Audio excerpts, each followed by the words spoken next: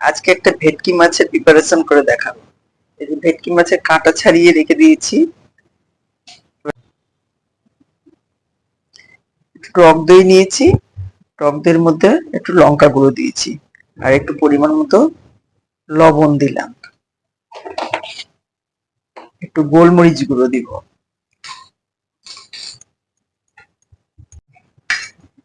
একটু আদা বাটা দিব। যে ম্যারিনেট করে রেখেছিলাম যে মাছটা, সেটা এখন করব। যে এখন তাওয়া বসে, এটা একটু গরম হোক, আমি মাছগুলো তখন একটা একটা করে ওর মধ্যে ছেড়ে দেবো।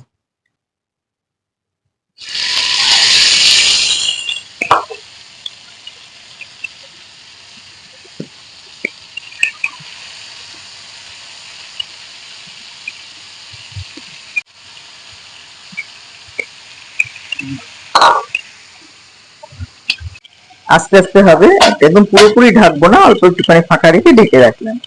এক পিঠ হয়ে যাক ততক্ষণ। এটাকে আমি একবার মাঝখানে উল্টে দিয়েছিলাম, এই পিঠ থেকে ও পিঠ করে দিয়েছিলাম। এবার এরকম অবস্থাতে আমি একটুখানি বাটার ব্রাশ করে দেবো, ব্রাশে করেই দেবো, ওই জন্য বেশি তেল মাখন কোনোটাই লাগবে না। এরকম করে ব্রাশ করে দেবো, এতেও স্বাদ লাগবে, খেতেও একটু স্বাদ লাগবে।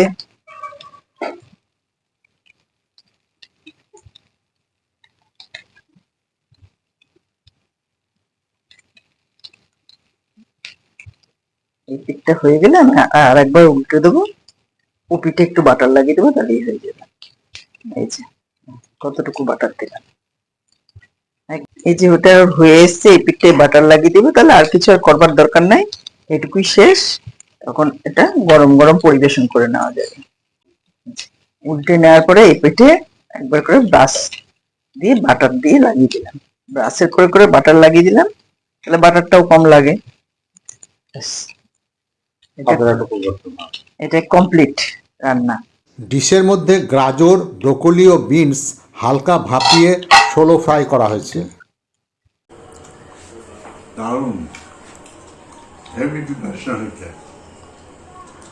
আর চাটনি হিসাবে টক দই, সস ও বিট লবণ ব্যবহার করা হয়েছে।